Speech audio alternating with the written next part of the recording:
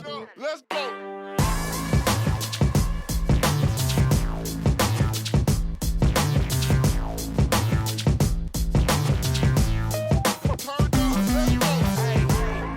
Já, komið sæl og velkomin í taktíkina.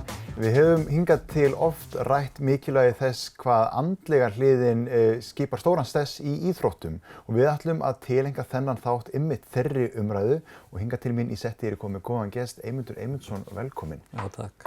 Eymundur, ef þú fer bara svolítið yfir þína sögu, þú varst í íþróttum og varst að glíma við andlega kvilla.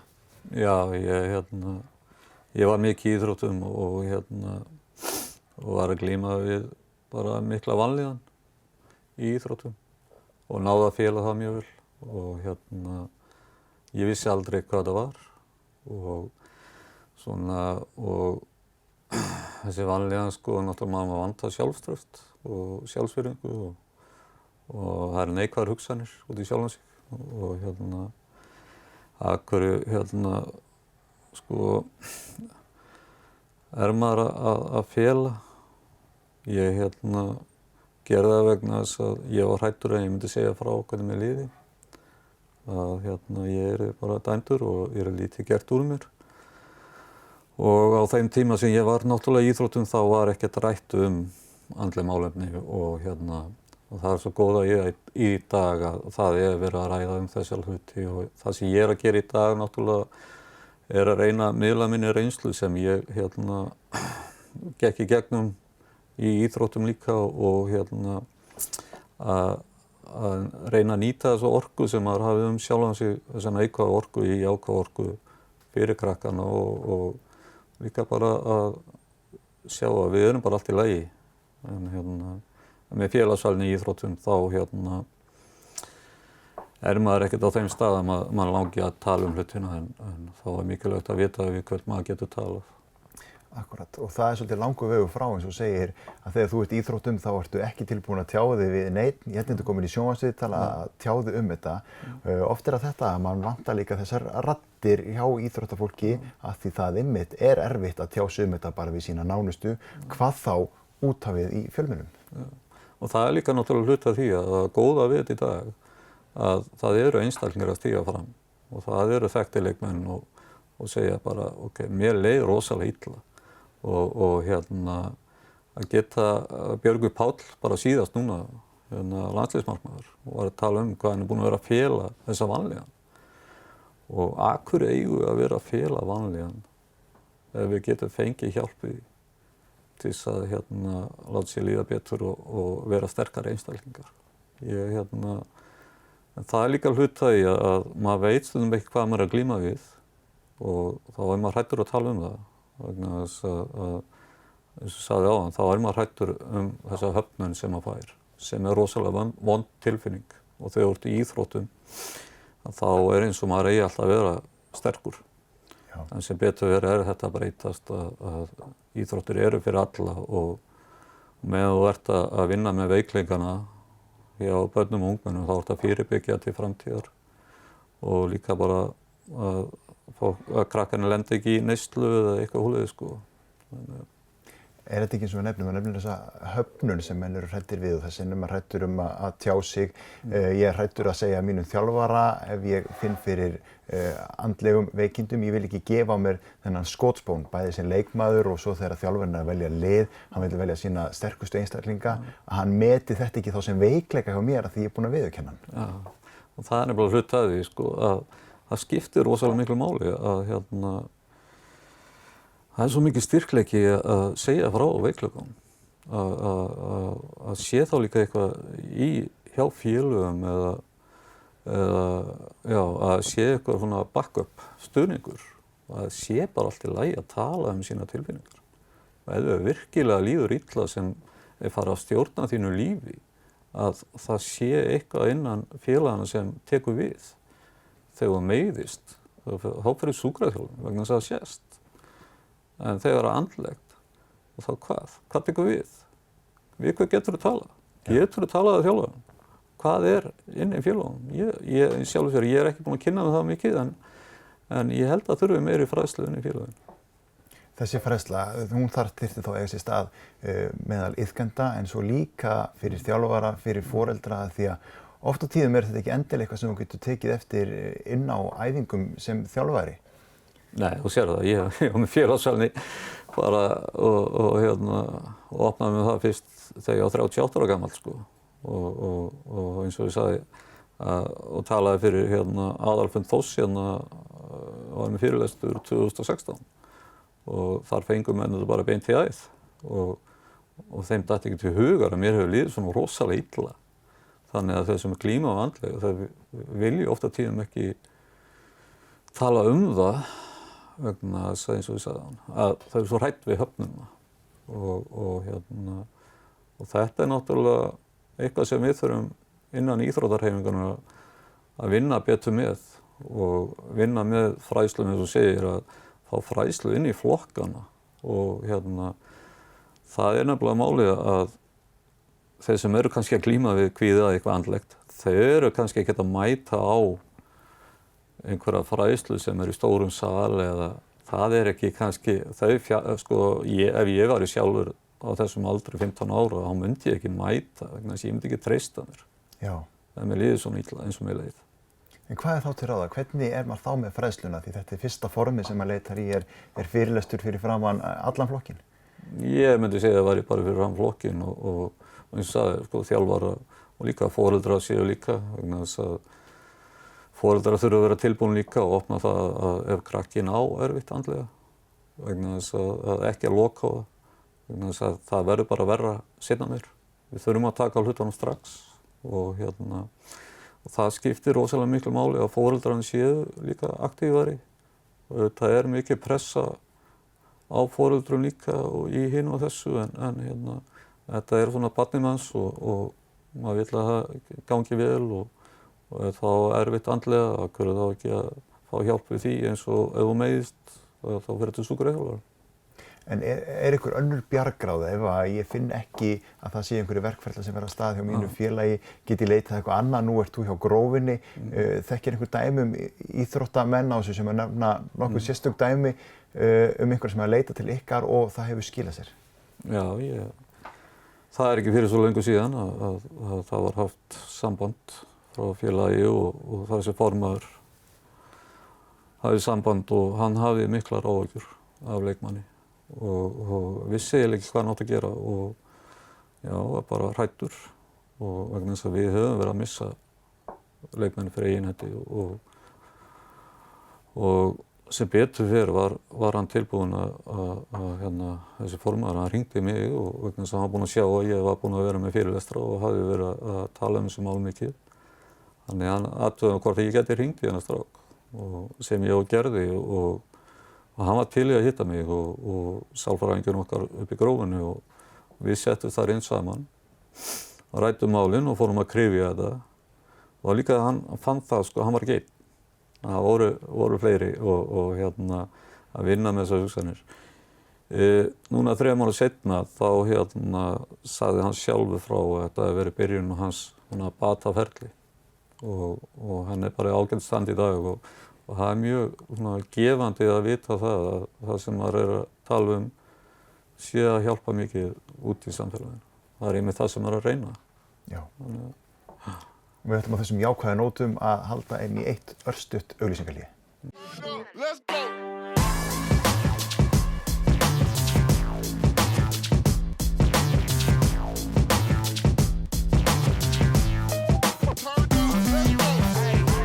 Við höldum áfram í taktíkinni, við erum að ræða andlega líðan.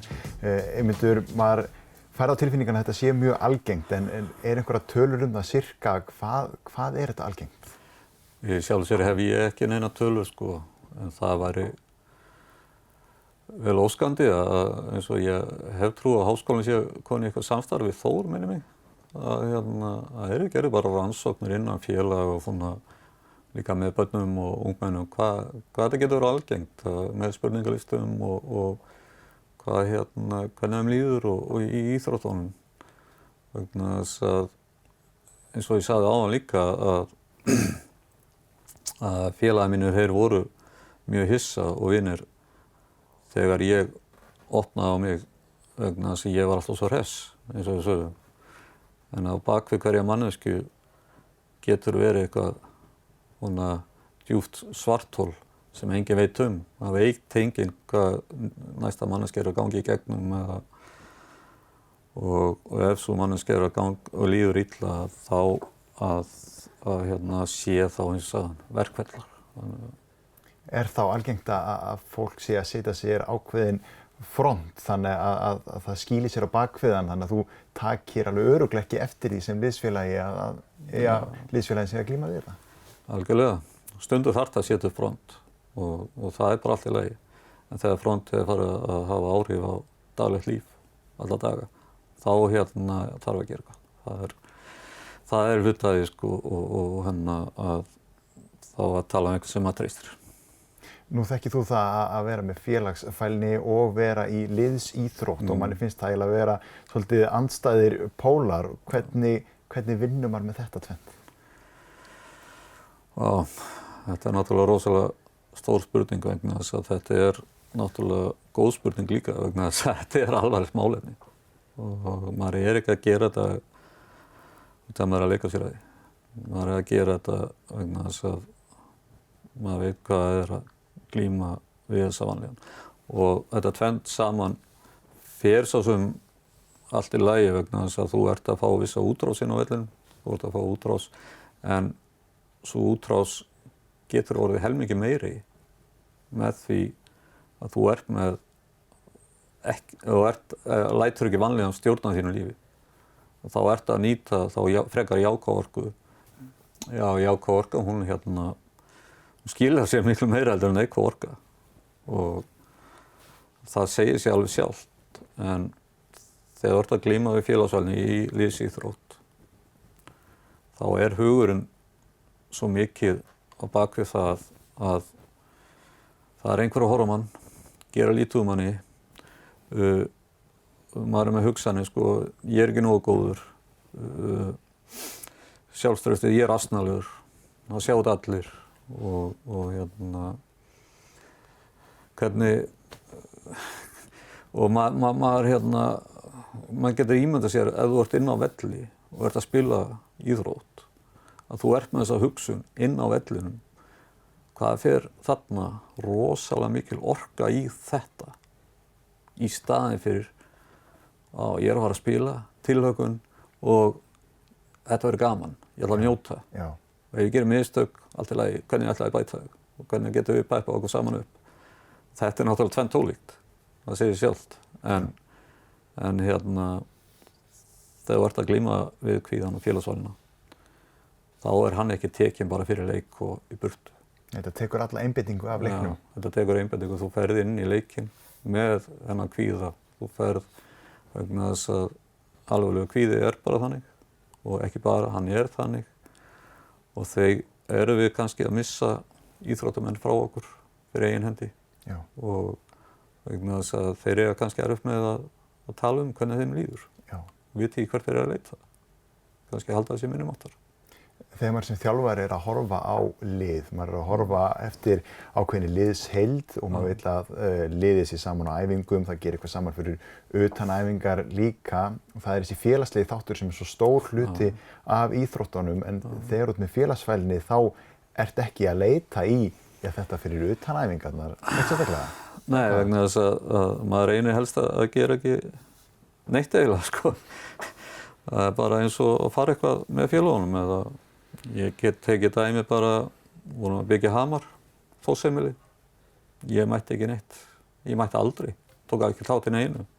En mér leiði rosalega illa heima að mér. Já. Það get ekki verið með félagunum. Langaði að mæta? Langaði algjörlega, taka þátt í öllu og bara það sem var eitthvað félagslegt. En þegar var félagslegt með áfengi, þá gat ég mætt. Þannig að þá gat ég drukkið í mig kjark áður en kom til þeirra og verið með þeim.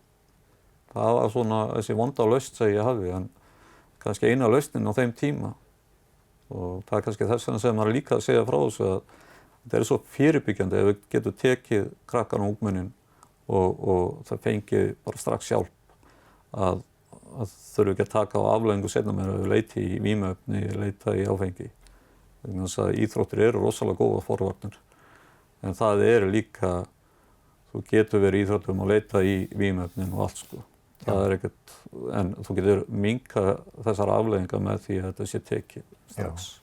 Þau eru í raun bara skammvinnu vermir, þau deyfa vandann á þess að vinna nokkuð á honum, en það er alltaf þessar margar leiðir, hvert á ég að fara, og ég sé kannski einmitt þessar slæmuleiðir miklu augljósar fyrir framan mig heldur en réttu eða góðu leiðirnar.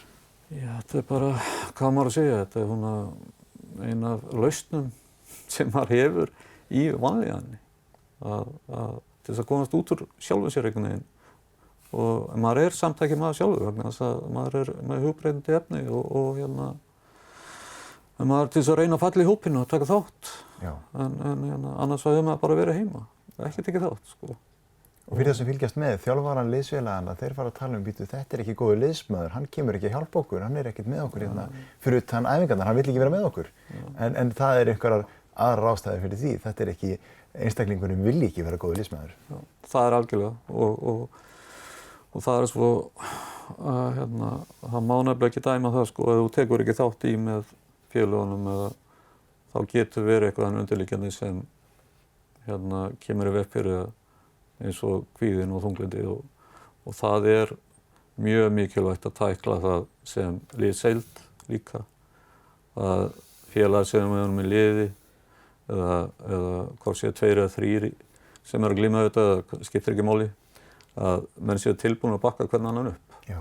Það er bara eins og, ég meina ef þú fótbrotnar, við tökum þessi dæmi, þá koma kannski liðsmennir og til manns og tala við mann. Og það er eins með þetta, að koma og ok, við styðjum þig og þetta er allt í góðu. Og við erum öll mismunandi eins og mörg og 1 af hverjum 4 glímu geðröskun en með því að taka á því strax þá sem liðsheild og bara sé félag og bara allt félagi standi saman. Já. Og íþróttafélag geta gert svo rosalega góða hluti í þessum málum eins og þau eru að gera bara með hreyfingu og allt. Þau eru að gera góða hluti en við getum gert ennþá meiri hluti. Bæði líði það vel að þú getir stigið fram og tjáð þetta og að þú viti það að liðið breiðist ekki neikvætt á móti því heldur að það haldi þá utan þig. Algjörlega. Vegna þess að kannski hugsa ekki þannig liðið að hvað er hann að væla þetta? Hann á bara að rífa sig. Já. En ef það væri svo auðvelt, þá væri þetta ekkert mál. Já. Og maður væri ekki að tala þetta. Þetta er bara miklu meira en að segja. Hún rífur ekkert upp úr fótboltinn á vellinum? Nei, það er bara ekki hægt. Ég allan ekki sé neitt. Og það er eins með þetta andlega og þú ert rosalega bara, þetta er niðurbrotinnar hugsanir sem bara, síðan þarf að byggja upp. Já. Með það ætlum við að kíkja yfir í örstuttar auglýsingar. Let's go!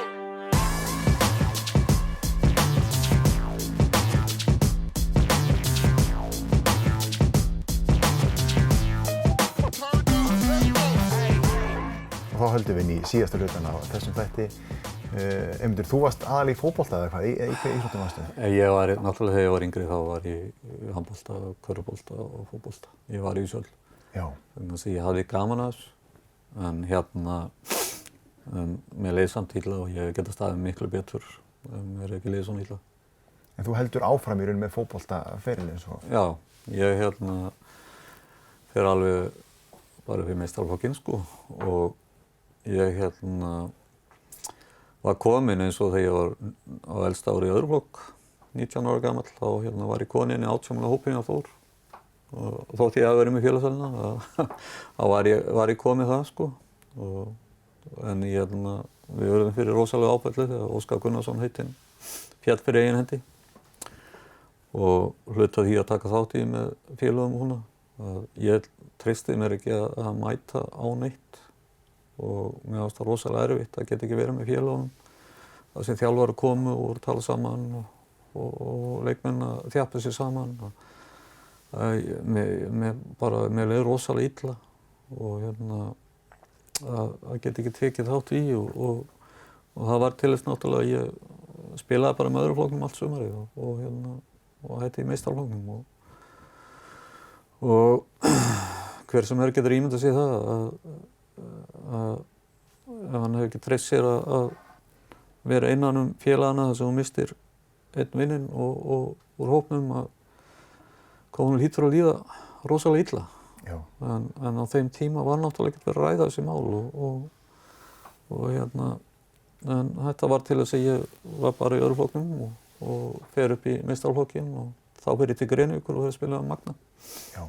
En líður samt alltaf illa og kveik hverja æfingu og allt og alltaf þessar neikvæðu hugsanir, þessi orka sem fer í og ég spilaði 7 ár og til 94, 27 ára gamall.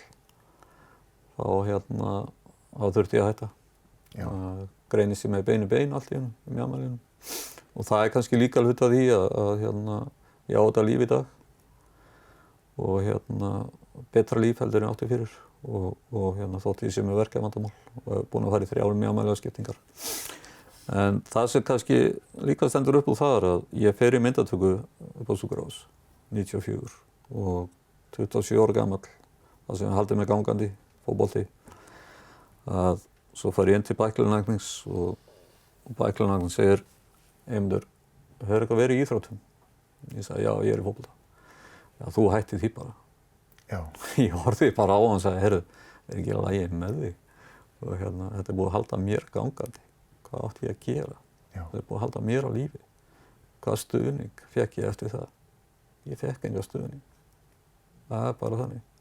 Þetta er bara gríðlegt áfall og þarna hefur maður ekkert annað til þess að leita í þetta. Það sem maður leitaði í, það voru íþróttir. Já. Og það var bara rosalegt áfall og þetta er mikil sorg sem fylgir og það eru margir leikmenn sem þurfa að hætta út af meiðslum og hvaða stuðning hafa þeir svo eftir það. Þeir eru búin að vera með félagum lengi og hverfa félagarnir, hvað verður allt sem er búin að vera í kringum og hafa gaman af er bara tekið frá þér, 1, 2 og 3. Það geta allir ímyndað sér það að þeir sem hafa gaman einhverju og það er bara tekið frá þér og hefur haft mikil áhrif á þitt líf, að móta þitt líf, að vera í íþróttum og það hafi, ég fór bara að drekka helgar. Já.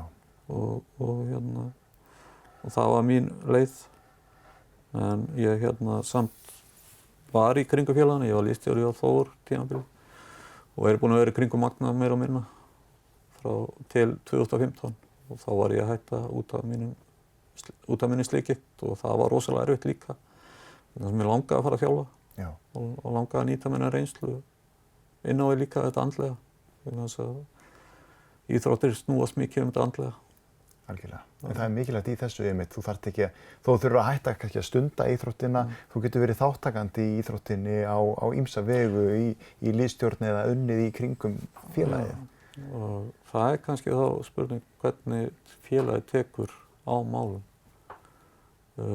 Er það til í að styðja við þig og lendir í svona áfalli og það skiptir rosalega miklu máli að félag átti sig á því þegar leikmenn þurfa að hætta út af einhverju svona og það sem þeir hafa haft gaman af og að sé eitthvað hann að bakka líka. Þannig að það sé, við ætlum að styðja þig og ertu til í að vera með okkur áfram í þessu og þetta er rosalega áfall, þetta er sorg. Nú er tíminn alveg að renna frá okkur svona rétt í lokin ef ég er að horfa á hana þátt og hugsa, ég er að glíma við andlega erfiðleika, hvert á ég að leita, hvað ég gera, hvað er fyrsta skrefið mitt? Fyrsta skrefi ef ég var í 15 ára alkohólista eða eldri eða yngri, það var ég bara að googla geðræn og líka bara að hvað get ég gert ef ég er að glíma við vanlíðan og googla það inn. Vegna þess að ég er búinn að sjá það er hellingur af síðum með það sem maður getur og það eru margir leikmenn sem eru búin að líka stíga fram og segja frá sinni reynslu til þess að eins og þú ef þú líður illa að þú getur þá stigið skrefið lengra. Já, það er í lagi að viðurkenna þetta. Það er mest í styrkleik sem þú getur gert. Já. Það er að viðurkenna og það er bara eins og íþróttum ef þú gerir mistök eða þú ert að leikræna leik að þarna var veikleikinn og hvernig getum við bætt hann. Og það er eins með mannfólki, hvernig getum við bara bætt okkur og hver og einn, og það ert ekki endilega að vera glímaveika en ef þú ert til í að styðja þann mann sem er að glíma við þá er liðsheildin að virka. Takk kærlega fyrir komuna í settið og hugur að koma og segja okkur frá þessu máli, Eymundur. Bara takk innilega fyrir að vera með þetta. Þetta er mjög jákvætt skref fyrir samfélagið að vita að íþróttir eru fyrir alla. Takk áhorfendur kærlega fyrir áhorfið. Við sjáumst í næstu viku.